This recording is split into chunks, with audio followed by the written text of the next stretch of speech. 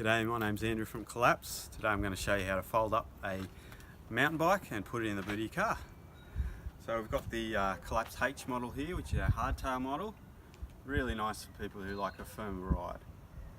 First thing we want to do is put down our seat. It's just a quick release seat mechanism. Put it down so the handlebars goes over the seat when you fold it. Next thing we want to do is the folding mechanism. I want to pull it out, up, pull the pin out, and then we fold it.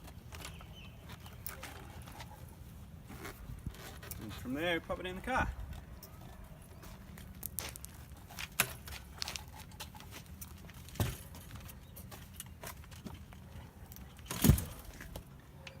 And make sure that your tyres are perpendicular to the boot.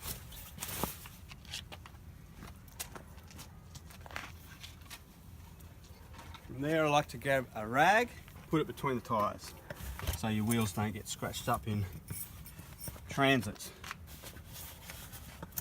And there you have it, folding mountain bike.